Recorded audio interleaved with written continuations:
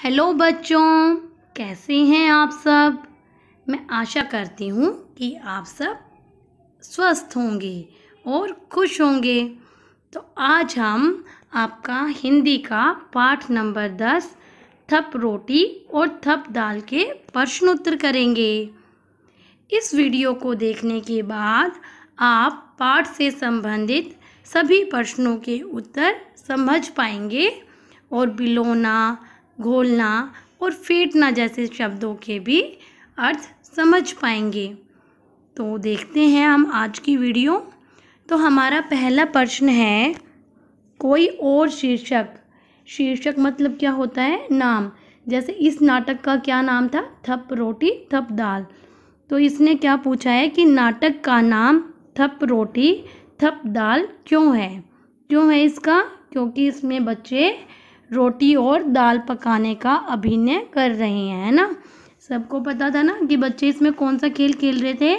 दाल और रोटी का। तो इसलिए इसका जो नाम था वो रखा गया थप रोटी थप दाल।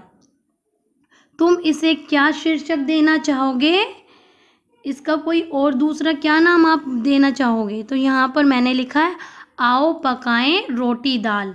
अगर आपके दिमाग में कोई और शीर्षक आ रहा है तो आप वो भी लिख सकते हैं। इसके बाद हमारा अगला जो प्रश्न दिया गया है, आवाज़ वाले शब्द।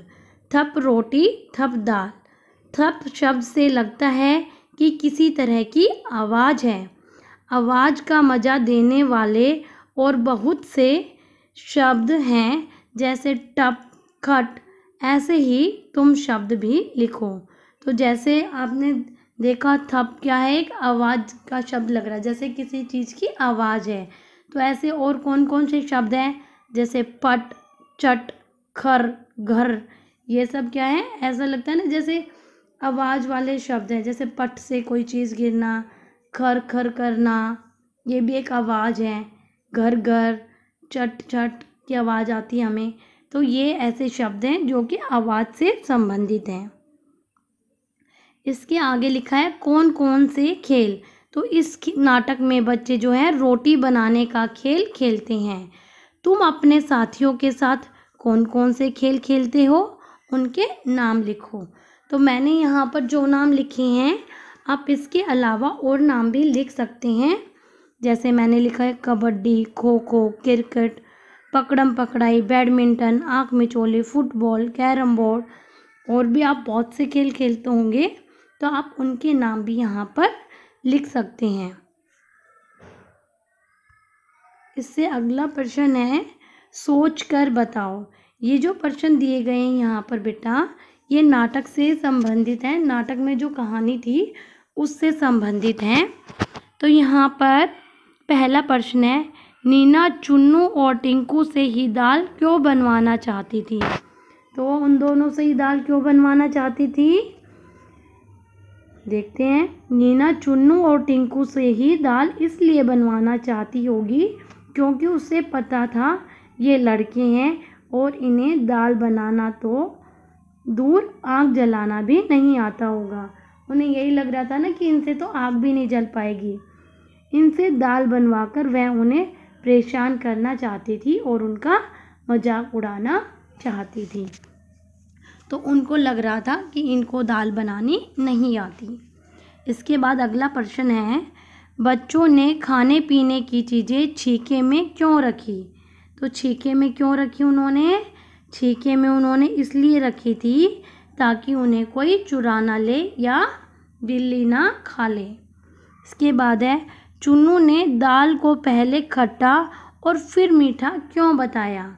क्योंकि वो जो लड़कियां थी उनको चिढ़ाना चाहता था, तो इसलिए उसने उनको पहले खट्टा बताया और फिर मीठा बताया। इसके बाद अगला प्रश्न दिया गया है, बच्चों ये तुम्हारी बात है कि आप लोग इसमें चाहें तो अपनी मर्ज़ी से भी आंसर लिख सकते हैं।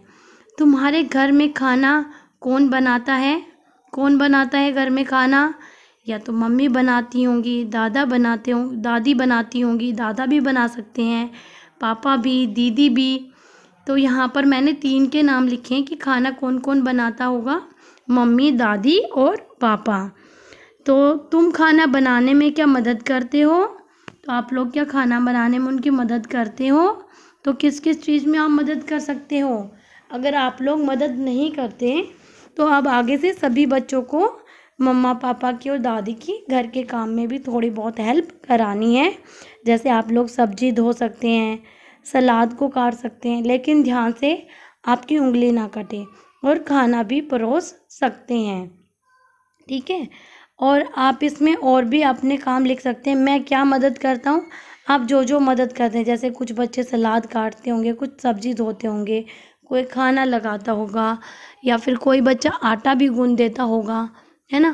तो ऐसे करके आप लोग अपना जो भी काम करते हैं घर में, मदद कराते हैं मम्मी की या पापा की या दादी की, आप वो यहाँ पर लिख सकते हैं। इसके बाद अगला प्रश्न है, तुम क्या बनाती? अच्छा, इसके बाद इन्होंने पूछा है कि अगर आपको ऐसे खेल खेल में खाने के लिए बोलते कि आप खाने की कोई भी आइटम बनाओ, तो आप लोग क्या बनाते, क्या पकवान बनाते हैं? इन बच्चों की जगह तुम होते या होती तो खाने के लिए कौन से 3 पकवान बनाती? उन्हें बनाने के लिए किन किन चीज़ों की ज़रूरत पड़ती, पता करो और सूची बनाओ। तो पकवान क्या क्या बना सकते थे? जैसे यहाँ मैंने लिखा आलू की सब्जी, पूड़ी, रायता, या आप रोटी भी लिख सकते हैं। तो आलू की सब्जी के लिए क्या क्या चाहिएगा हमें? आलू, प्याज, तेल, रिफाइंड, मसाले, टमाटर, मिर्च। पूड़ी के लिए आटा, पानी, रिफाइंड। रायते के लिए बूंदी, नमक, दही। तो बेटा आप यहाँ पर अगर आपको कोई और पकवान बनाना आता है, जैसे किसी बच्चे को अगर हलवा बनाना आता है, तो उसके लिए आप सूजी, चीनी, घी, ये सब लिख सकते हैं।